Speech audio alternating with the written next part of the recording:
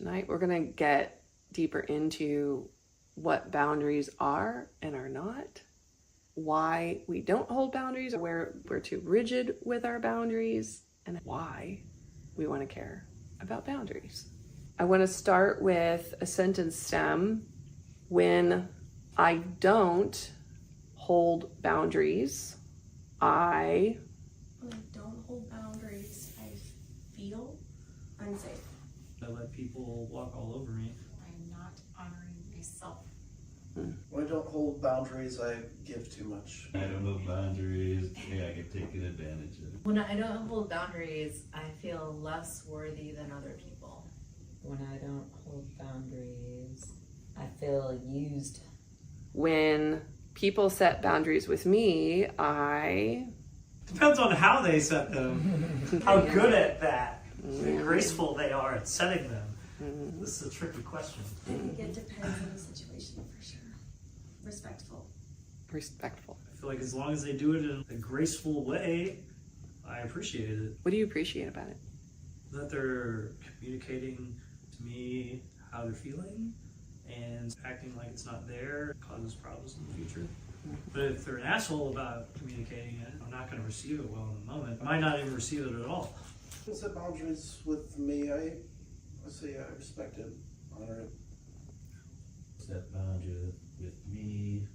Sometimes I'm like, thank you. Now I get it.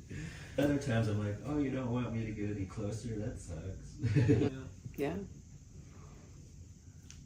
Many times when people set boundaries with me, like I'm thinking of friends, partner, parents, I felt abandoned. Yeah, I've felt all different ways. I think I'm pretty good lately, even if they're delivered in a not graceful way. I felt like, okay, it's not the way I would have done it, but I'll respect that. But, you know, like she said, it could also make me feel rejected. Definitely happened, yeah. I always try to be in an energy where I'm agreeable as much as possible so that people don't feel like they have to set boundaries with me. But everybody does set, and it's fine, and that's good also. There's one time in particular, I remember someone setting a boundary with me. And at first I didn't like it. I was angry. I felt abandoned. Like, oh, I've been there for them all these times, and now they're not wanting to be there for me. When I felt into it more, I felt very safe because they're telling me what they want. And so now I know. At the time, I was in a relationship with someone that didn't do that. And I was noting the difference, feeling the impact, that reflection or feedback. Here's where I am, like that piñata. I'm oriented now. And that felt safe. Let's talk about what boundaries are. A lot of what I'm covering tonight is based on Terry Cole's work on boundaries. You see a lot of porous boundaries or lack of boundaries with people that have people-pleasing tendencies. It's like, let me be palatable, shape-shift, mold, conform to what I think other people need and want. And then that's us not having boundaries.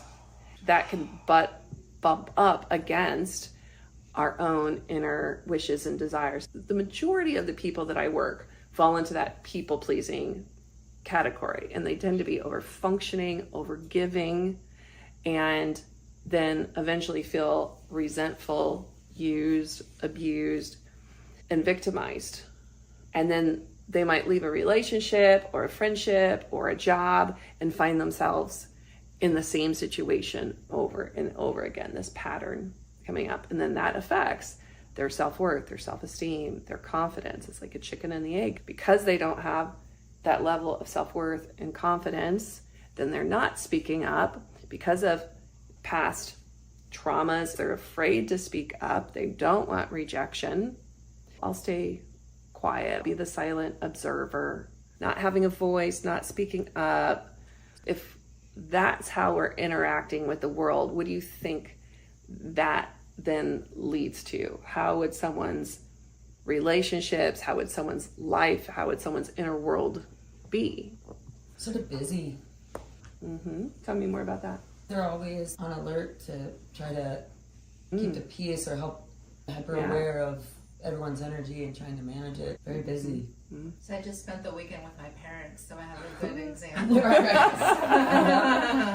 I do see that from my stepmom. She's just constantly like, what do you need? What can I get for you? Can I get you this? We're just like, we're fine, we're okay. Okay, well, what about this? You don't want my help. But then when I go to my parents' house and it's just all about them, they don't ask me about me at all. The Like, opposite. the whole time there was never a question, how are you? They would never ask that. And it was like that my whole life. So then I just want to like run. I'm doing my time. I'm here. I'm silent. I'm an observer. And now I'm just like, I gotta get out of here. Nobody cares about me here. So it's two opposite ends of that spectrum there.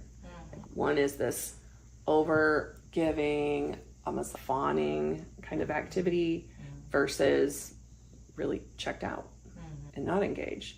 And we want to go for that happy medium, that healthy medium in between. What else? Kind of said, like, I'm not sure if that was what I meant, but that not trying to people please all the time, but just trying to be someone who can have harmonious relationships, you know, not in a way of compromising my values or anything like that, just not offending people frequently. Yeah. And I don't know your inner truth, but you don't come across as a people pleaser to me. You come across as considerate and aware of other people and the impact that you have. Yeah. Which, in my opinion, is a healthy place to be. It's right there in that happy medium where you're not completely checked out, all about me, not even aware. How is this affecting other people? Like your parents you talked about. It's not the other side where it's like, yeah, love me, love me, love me, need me, need me, need me. Validate me by letting me give to you and feel good, which I imagine is what's going on in the surface there. And how does that feel to be on the reciprocating end of that? Okay, well, just an extreme example, this morning, she texted me like 5 in the morning and said, you don't care about me anyway, don't come, we don't want you to come, you don't love me, you don't want to see me, you can stay in a motel. Totally rejecting, and then a second later, oh, I didn't know what I was talking about. So it's abusive. It's like totally non-consideration of the other person's state. It's all about them and not about the other person. So even on this end of the spectrum, it's still not considering you. Because I'm not interested in that. And then that response that you talked about, that's a form of manipulation. I want to try to manipulate your emotions so that I get what I want. The attention, the love. Yeah, no boundary for me as a person that has my own life and my own, it's like, let me get in there and make you say something affirming to me, not affirming your negative that I don't want to see you. Now I have to come back and say, of course that's not true. So there's a lack of boundaries about my autonomy. How does it feel when you're in a place of having a good time and they're like fawning, giving you all the attention? How does that feel in the moment? It's just an attention grab. Whatever I can do for you to give me some positive affirmation. She's a fun example because she's so over the top about it. In about 10 minutes you realize she's not actually caring about you. She's trying to make herself feel better. I want that affirmation from you.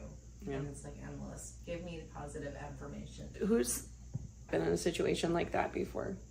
I saw a little clip of these medical self-help guru guys, and he said one of the causes of illness for a lot of people is they don't feel good enough about themselves, so they people please to try to get people to like them to feel better, but that's not how you can make yourself feel better, so you will literally get sick trying. And it always takes more. It's like a drug, right? More and more, and then it's never enough. And this also can come through when someone's a hero, right? They're the one that rescues. I fix, I help out, I rescue. Who does a hero attract? Victim. A damsel. A hero needs someone to be rescued. And so it sets up this dynamic, and over time creates a bunch of resentments. The third point of that triangle is villain. Then they villainize each other. So here, there's this hero. Look at everything I did for you. Look at everything I've done for you. But then they're being pointed at as the villain. And then they look at the other person as the villain for not appreciating them. Very often, people feel like they need to prove themselves in order to be loved. They need to be deserving of love. Can you give an example of that? Have you all known men in relationships with bitches? There's this phrase, men just love bitches. I love bitchy women that just like complain. They give to them, but they still just like complain all the time. Crazy bitches. Y'all have heard that, right? It's this belief, I need to prove myself in order to be deserving of love. And so they find themselves in unhealthy relationships where they never quite feel enough. That tracks. Like, your second scenario sounds very familiar to me. I was raised by a single dad who's definitely like that. Very rarely did he ask how I was. Or if I did say something, he took one part of it and talked about that instead of actually reflecting, or that probably affects the next generation or something. Mm-hmm. Just trying to find your worthiness of being seen or loved. Because that's your first example of love, is your parents. And it sets up that patterning Mm-hmm. of how we end up showing up How you later define it. in our lives and how we hold boundaries or don't, whether they're rigid or porous or healthy. And so what a boundary really is knowing your own personal rules of engagement. Like what's okay and what's not okay. We know when a boundary's been crossed because we can feel something in our body. All this embodiment work that we've been doing, our body doesn't lie. Our bodies cue us in to what's going on here. I feel a little constricted. I feel some heat, some like burning sensations. I feel flush, nauseous. I feel really small. And anxious right now. Why is this? What's going on? And it's very well could be because there's some sort of boundary that's been crossed. But the thing is, it's not other people's jobs to not cross our boundaries and not infringe upon our boundaries. It's our jobs to let other people know, to make requests, and to enforce those things that are non-negotiables. Just because I have a boundary and I say, this is my boundary, if it's set in a way where it's an ultimatum and there's not room to communicate about it, to negotiate about something, then that's when we can get those not so great experiences. I'm in a relationship with you and it feels like I don't have any say here. So can we talk about this? Can we talk about what's going on? Maybe there's something coming up that we need to work through because this is putting a big limitation on our relationship. Just having an example where we were super tired, our car died, we had to have it towed. The Tesla? Yeah. So my little brother was like, here, let me show you this Star Trek knockoff thing on YouTube. And I really should have gone to bed, but I thought, okay, I'm only here for 2 days every year. Let me just watch this Star Trek thing with him. I didn't feel good about it because I didn't honor myself. I didn't say, I'm just tired, I can't watch this. He was so into it and just wanted to share so much.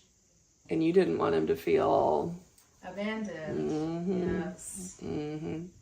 So let's talk about what are reasons we don't set boundaries or we don't follow up holding those boundaries. We don't want people to feel abandoned. You don't want conflict. Right? Constraints. She's like, we're only here 2 days, so. Yeah. There is this level of discernment that comes in. Because, yeah, sometimes it is easier to just like, let this go. It's not worth the hassle. This is important to them. And so you weigh it out. How important is this person? How important is this relationship? Do I not really care about this relationship and don't want to spend all that time and energy to reach out and resolve things?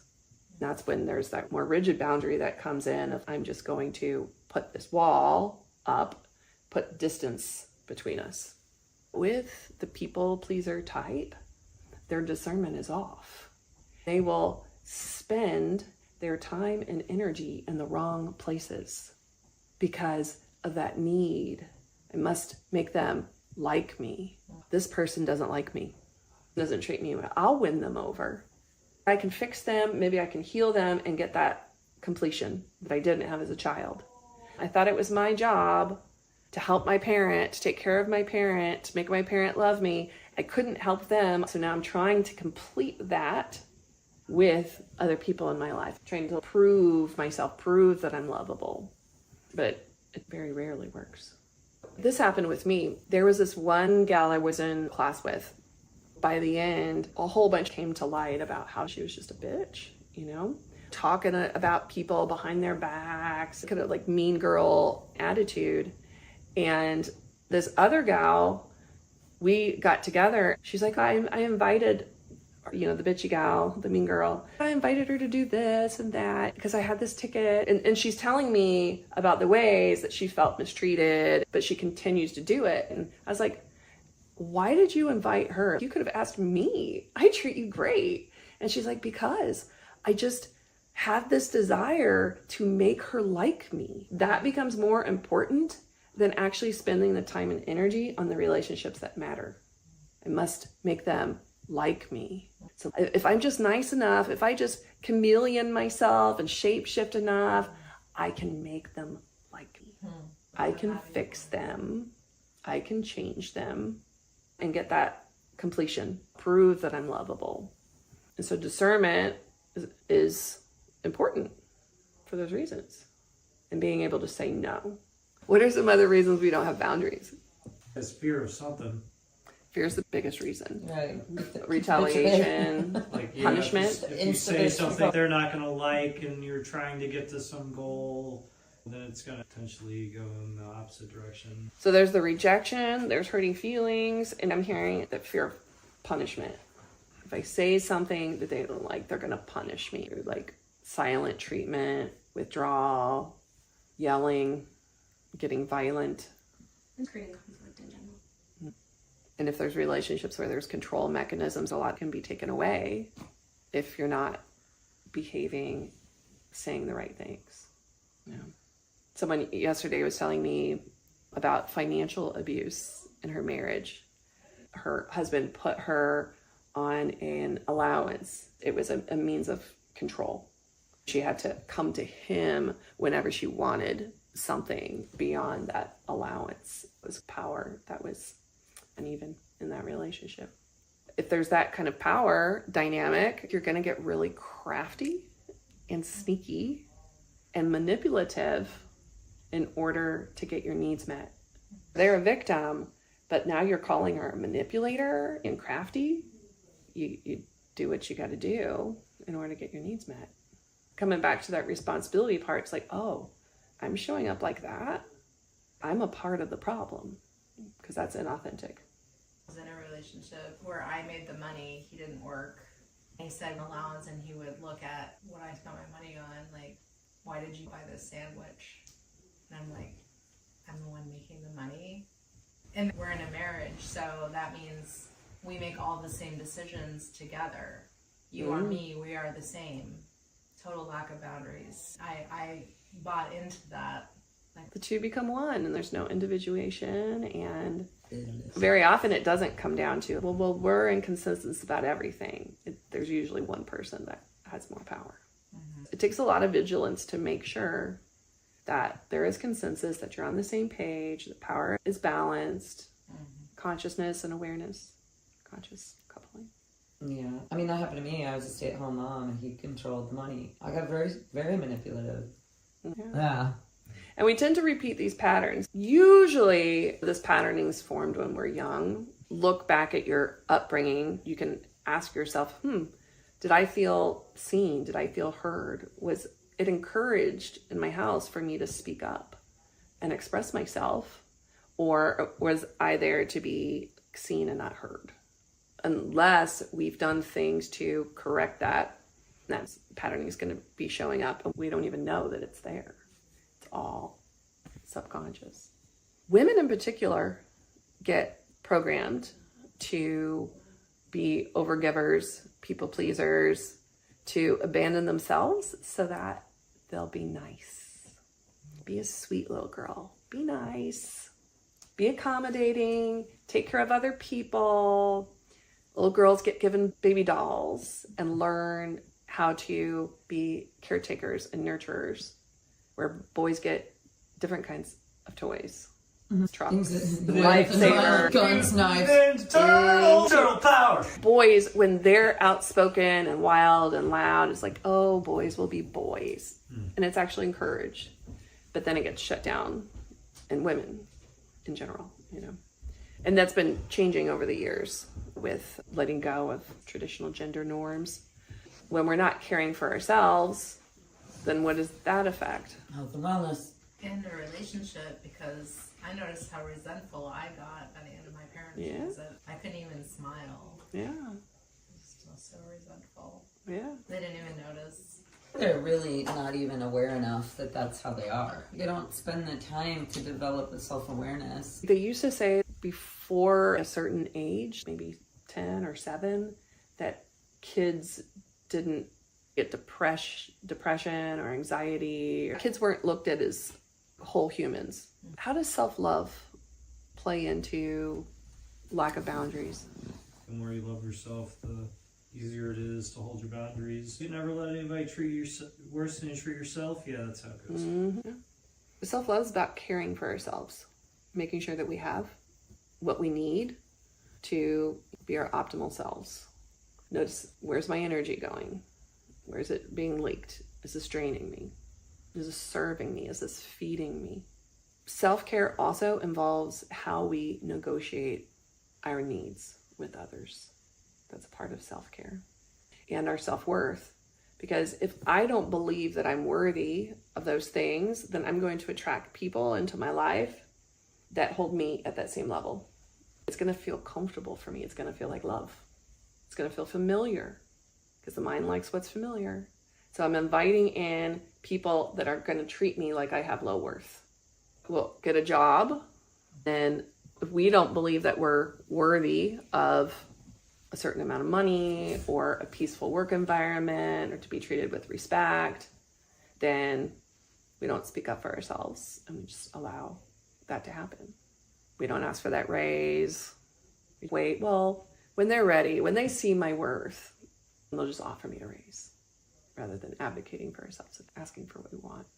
If you put yourself last on your list and you're looking for other people to tell you you're worthy, then you're never going to feel it. If you're looking for other people to tell you that you're lovable enough, you're never going to feel loved or lovable enough. That's an inside job. Only we can do that for ourselves. Boundaries is a way that we do that for ourselves.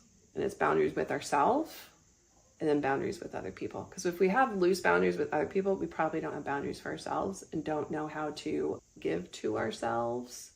It can be easier to do that for others, but when it comes to ourselves, we feel lost. And so then it's like, well, I need other people. I always need other people then. I can't be alone because I need other people to get that fulfillment, to get that validation. Otherwise, I feel lost and alone. We haven't really talked too much about the too rigid of boundaries, but if my boundaries are too rigid, it's like, here's my boundary, I have all these rules and you must adhere to them. What do you think that creates in my relationships? Fewer of them. Yeah. That feeling of walking on eggshells. Other people feel like they're walking on eggshells. Whether it's porous or rigid, most people expect other people to just know. Very often, the people with the rigid boundaries, they're not communicating those things. They're the ones that are very likely to cut people out, walk away, withdraw, put up those walls. It leaves people on the other side feeling very confused and not knowing, what did I do? Because they're just done. Can you give another example of what rigid boundaries might look like? Christianity. See that? Like the real rigid ones. If you don't believe in Jesus, you're going to hell. And you can't be in my house. Like, It's my way or the highway. cancel feet. The inability to see another perspective.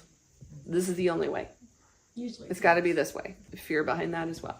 Safety. And so we want to be in the middle of that. Not too porous, not too rigid. We want it healthy is in the middle, where we can bend and sway, but not so much that we let people walk over us. It's our job to let our boundaries be known and to enforce those. Because if people don't know, they're just going to keep taking, and they might not even know that they're doing it. We often have an automatic yes to things when we don't really want to say yes, or we'll come up with an excuse. An excuse is a lie. People don't realize that. An excuse is a lie. If we're not aware of it, we're making all these little lies. How is it a lie? They'll make up something. They don't know how to express their feelings, or they just don't want to. Yeah, People do that a lot. they'll make things up Maybe means no. I might come. when they have no intention of following up. You know? Say that And sometimes a maybe is truly a maybe. I'm thinking about it. I'm considering my options. You run into someone like, oh, we should get together. Yeah, let's do that. But you don't want to get together with them. You have no intention of doing it. I mean, I think everyone wants to be trustworthy. They want to feel that they're trustworthy and they can be trusted. But if we're sprinkling all these little white lies without even realizing it, like I can't go is even a lie. Because you can, you're just choosing something else. If you say, I have other plans, the plan could be to sit at home and watch Netflix. I think it's an opportunity wasted to have intimacy with the other person, to say those kind of gatherings just overwhelm me. Yeah. And then you know more about me. Yeah. Maybe next time, but right now I'm feeling overwhelmed. Now you know more about me. And if they don't accept that, what does that tell you about them? That they're not available. Mhm. It's not a safe friendship for you. Mm-hmm. So in order for us to have boundaries, we've got to know our own preferences, our own desires, our limits, and our deal breakers. Those are things for us to know. And also, what brings you joy? Again, a lot of people I work with can't tell me what brings them joy, what they want, versus what their children want, or what their partner wants, what all these other people want. They don't know what they want. They don't even know where to start. And so it's like, oh, I'm a good girl, a good boy. That's a reward. That's another reason we won't have boundaries, because of that praise that we got when we didn't. It's at a detriment to ourselves. A lot of times we think that by keeping a boundary, by saying no, that we are going to come across as mean or stern in saying our no. But we can say it with compassion. We can say it with love from a place of patience and kindness. But sometimes stern, that's where that hand comes in. You're getting in my space. You're getting too close. I don't like your energy. Like that guy the other night. Get away from me. If I say no, I don't have to explain myself unless I want to. I don't have to give someone an explanation. It can just be a no. But what I can do is I can give context. Like last week was like, Lorraine, come to this thing. It's going to be great. I was like, maybe I'm considering it. I gave context and I said something specific and he's like, oh, I can accept that. I'm sold. I've just been sold. Go ahead. Or if someone else explains context, like if I say no, Tosh coming back and say, well, but I think you'd really like this and it would be good for you because he's giving me context as to why. And now that I hear the context, oh, that changes things. I'm really good at that. We might accept someone's no because we're like, I don't want to intrude upon their boundaries, but we can offer some context. Instead, I'm just trying to convince you until I get a yes, which can be manipulating. Instead, here's context. When a boundary is crossed, we feel it in our body, it triggers past things. We can be operating from our old programming. We want to clear that out, clear out the basement, clear out the crap from the basement so we can have healthy boundaries, healthy self-expression. Because we come into this world with two basic needs. The first one is connection. If we don't connect right away when we're born, we die. Because as babies, we can't take care of ourselves. First thing when a baby's born, bring it to the mother's breast. And they changed that in hospitals. Babies didn't used to go straight to their moms. They got put in an incubator, but they realized the psychological effect that had on babies, and so they changed it. So that first one is connection. And then the other need that we have is authenticity or expression. But we will sacrifice authenticity for connection. Another way that we can talk about connection is not being rejected. Just like as a baby, if I get rejected, I'll die. If I live in a tribe, as an adult, I get rejected. Now in the wild by my own, probably gonna die. So I'll sacrifice my authenticity, my voice, so that I can have connection. People do this in relationships, particularly in the beginning of relationships. This person doesn't want me to have any guy friends. So I won't have guy friends, because if I were to not do what they want me to do, then they might leave. And we don't value ourselves enough and what we want, our desires, needs, preferences, that we then succumb to that other person. And then it happens over and over until the person doesn't even know who they are anymore. And there's all of these walls and restrictions and resentments in place in that relationship. And usually they don't even know what went wrong. They have no clue. But it feels like they're not who they used to be. Because in the beginning, they were everything that the other person wanted them to be. And then that gets tiring. It feels controlling. But really, they're saying yes the whole time. And the other person doesn't even know that they're controlling the other person in many instances. I'm not saying that's always the case. Does that make sense? It takes two people to create dysfunction in a relationship.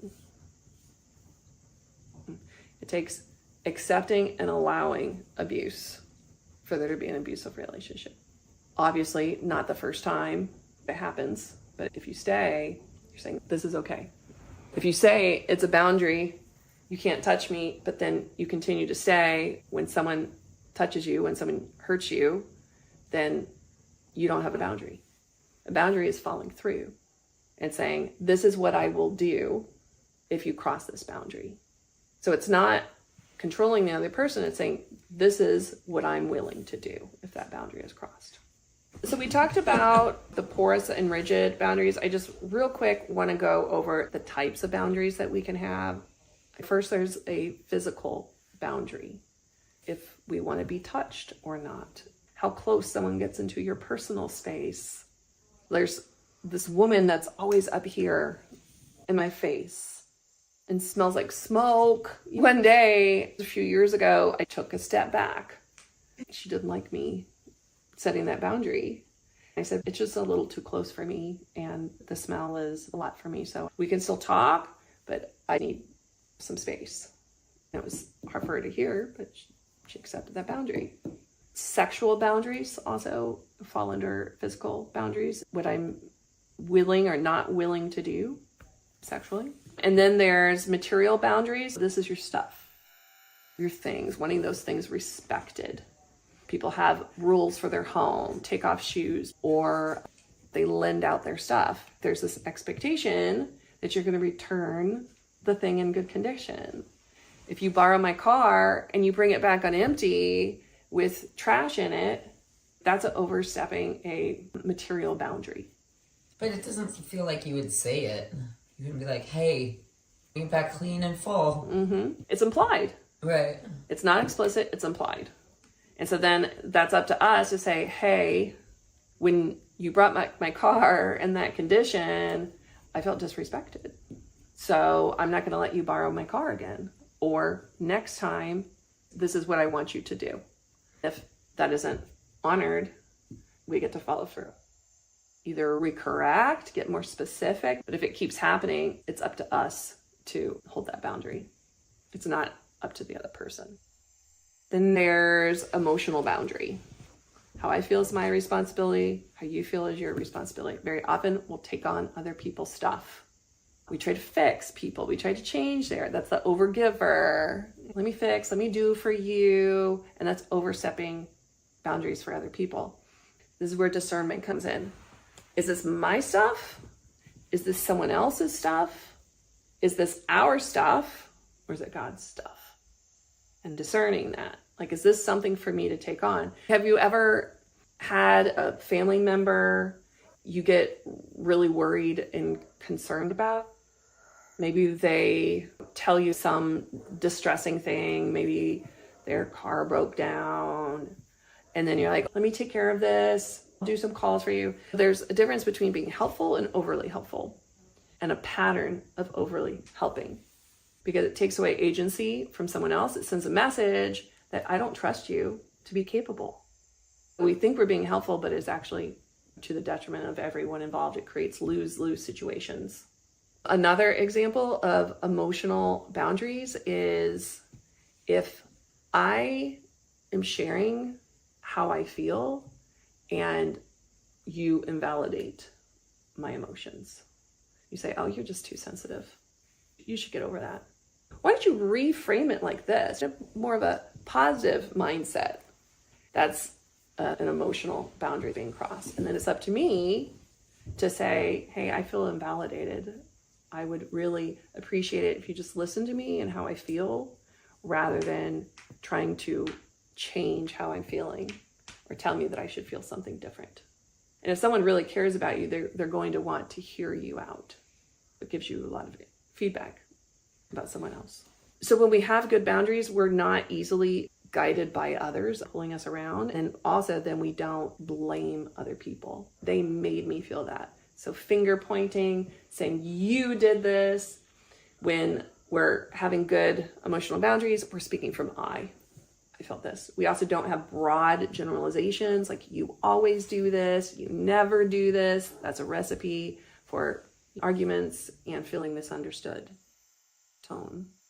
When people have a tone and we don't like it, we can say, hey, I would really appreciate it if you backed up with that tone, because it feels aggressive to me. It doesn't feel safe in my body. I would like for you to take it down a notch. And if you don't, I'm gonna hang up, or I'm gonna go into the other room, and then we can talk when you can use a different tone with me. Then there's mental. With mental boundaries, it's allowing yourself to have your own thoughts and opinions and not having to conform to someone else. We see this a lot with relationships. The one with less power ends up taking on the other person's viewpoints. They take on their politics, they take on their religion, because there's not space in that relationship for them both to have differing opinions and views on things. With healthy boundaries, there's room for multiple perspectives, multiple views, and it doesn't feel intimidating. Like this is taking something from me if you think differently than I do. Any questions, any thoughts? Good one with the emotional boundaries or responsibility. I've seen it almost abused. Like, let's say you did something and it really upset someone, and then you're like, well, you're upset, that's your deal.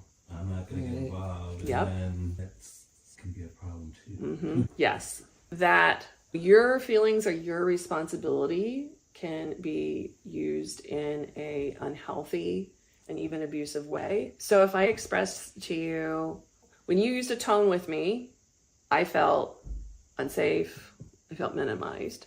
And if you were to come back with, well, that's your problem, your feelings are your responsibility, then that's you not hearing me. That's not attempting to understand me and where I'm coming from. So again, that's feedback about that relationship.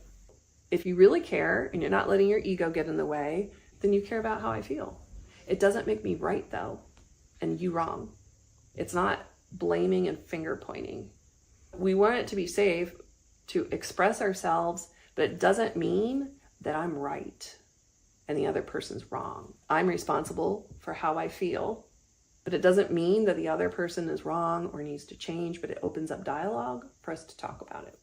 We had an experience happen recently where someone got upset with a group of us And it's like people aren't respecting my feelings when everyone was accepting their feelings. Listen to them thoroughly. But in their mind, having their feelings validated meant everyone needed to agree with them. They needed to be right. So it can get tricky. This is a skill, and we can make a lot of mistakes. If I say your tone is making me feel unsafe, then the other person isn't honoring that. They're not listening. Yeah, they're triggered. They're in their stuff. They're reactionary. They probably feel like they need to defend themselves, justify themselves rather than be with. They might say, well, you're not accepting my need to show how I'm feeling right now. I'm feeling angry. Great. I'd love to talk about that. And my boundary is I cannot hear you. I cannot communicate with you when you use that tone. So I'm not going to participate. This is my experience where they turn it around on you, and it can just become a toxic back and forth mess that doesn't get anywhere. When we become aware of it, we want to shut that down. That would happen in my marriage. When I realized that was happening, I said, well, great. I'm so glad you came with me about that. But right now I want to focus on this. We can talk about that later. But right now I want to talk about this. And when I wouldn't feed into it, then he lose interest. You don't get roped into it and they lose interest. They want that fight. They want to mind fuck you. Would you like a plan of how to be proactive about your boundaries and how to enforce boundaries? The first thing is to have awareness. Awareness that a boundary's been crossed. That starts with that somatic embodiment. What's going on inside me? Oh, there's some sort of boundary that have been crossed, whether that's the physical, mental, emotional, material boundaries.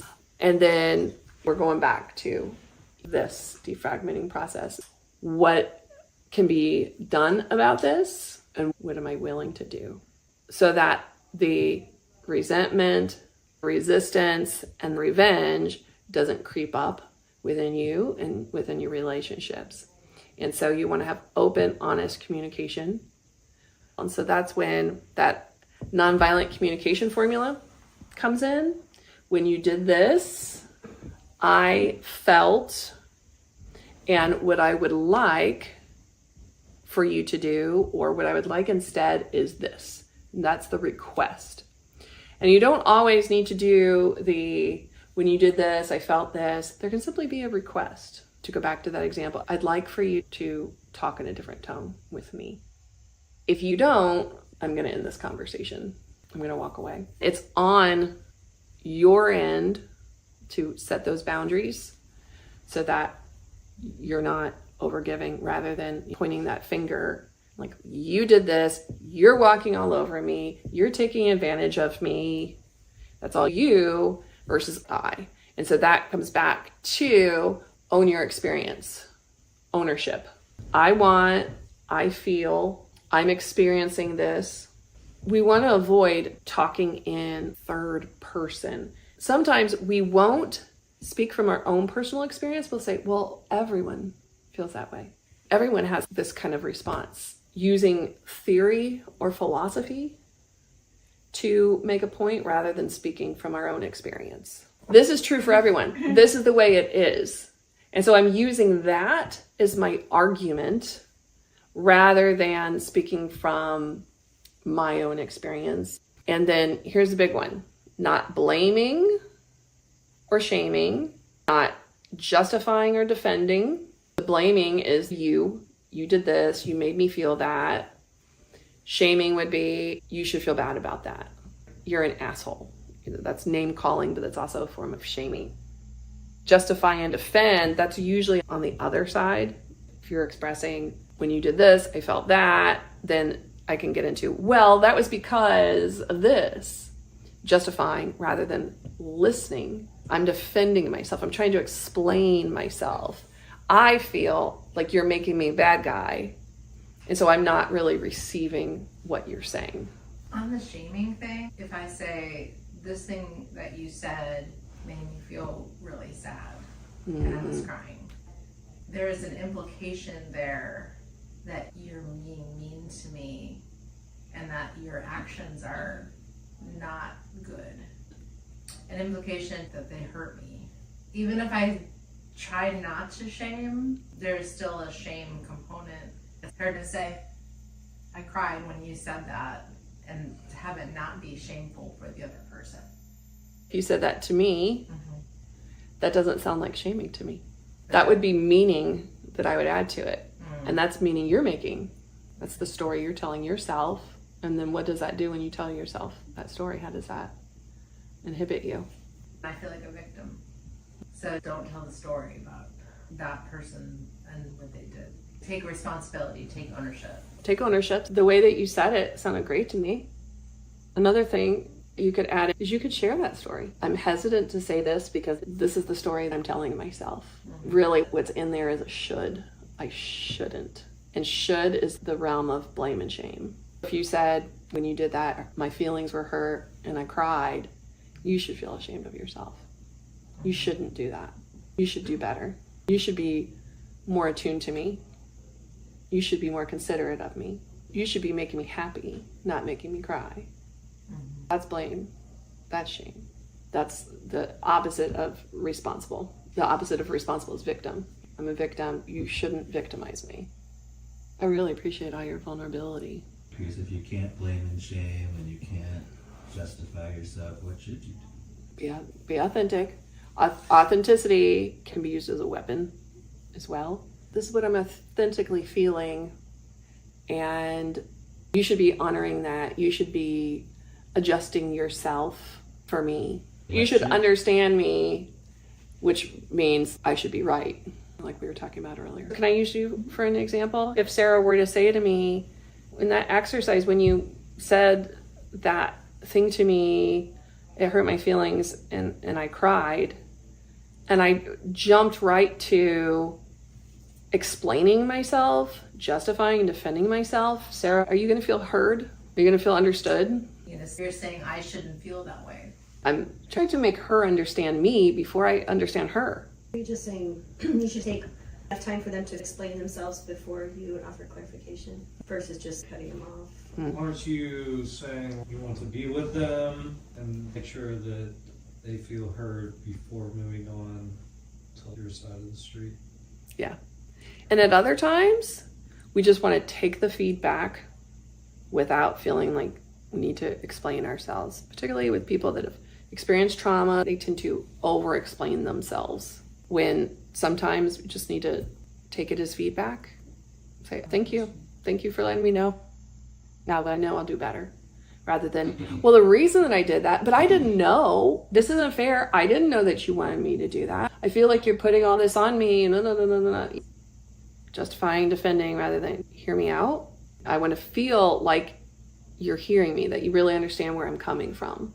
What I hear you say is that when I said that thing, that's a tender spot for you. And I can get curious about it. Where's that coming from? When I did this thing the other day, did that have the same impact on you? How long has this been an issue for you? How do you feel about me now? It's opening up the door for me to ask questions that I fully understand. If you feel understood, are you going to be more open to hearing me and where I'm coming from? I'm really glad that you brought this to me so that I can know you better. I really want to explain to you why I did that. Are you open to hearing my point of view, my perspective? But if someone brought this to you with anger and like aggression and the way they were bringing it to you? You get to decide. I've had times where people brought demon, anger, energy at me, and I'm like, they need to get this out. This obviously something that's really hard for them, and I just kept my own strength and let them get it out. To this day, she thanks me for it. She's like, I can't believe you just sat there and took that from me, because I just knew this was something that had been boiling in her, and she was so convinced of it. There's no calming down. I could have walked away. I could have said, I don't deserve this and I'm not going to stand for it, but I just stayed calm and I heard her. When she got it all out, her energy changed. And she was so convinced that she was right. She'd been holding it in for such a long time. Once she got it out, I was like, are you open to hearing my perspective? I didn't need to convince her. She just knew. She just had to get it out. Is that not taking accountability? Explaining, like justifying? Justifying. Not necessarily. Maybe it's Yeah. a different intention. It depends on what point in time during the conversation. If you hearing her making whoever's feelings validated or heard, as long as you're doing that first and then you come at them like how Lorraine did the second time, I think it's okay. But if it's, hey, I got this thing, and immediately it's all blah, blah, blah, blah, blah, and all the shit, then probably not. Did that make sense? And it did, actually. And another sign of there not being accountability, if they're telling me, that I used a tone. Tone is highly subjective. What feels like a tone to you might not to me, but it opens up a door for us to talk about it. I could fully feel that I was not using a tone. I could be 100% positive that I was not using a tone. Now I know that you're sensitive to it. If you would bring it to my attention in the future, I know what you mean by that. Not everything in a relationship can be resolved. I'd say at least half of things that come up in relationships can be resolved. There's a difference of opinion and you don't come together at it. You just have to come to a place of acceptance. We agree to disagree. What if they say, I'm angry right now? That sounds like accountability. That triggers me when you use a tone. Can you just speak in a way that's not angry? I feel triggered and unsafe and I can't hear you. I just want to run right now. When you did this, I felt this, and what I would like is this. You could say what I would like more of, what I would like for you to do is really hear me, ask me some questions, and it can open up the conversation for curiosity and for that negotiation. You're responsible for setting the mood and tone. If it's going down a bad path, you want to stop that right away. If we don't do or say the right things, later we can be like, oh, why can't I do that? We start shaming ourselves.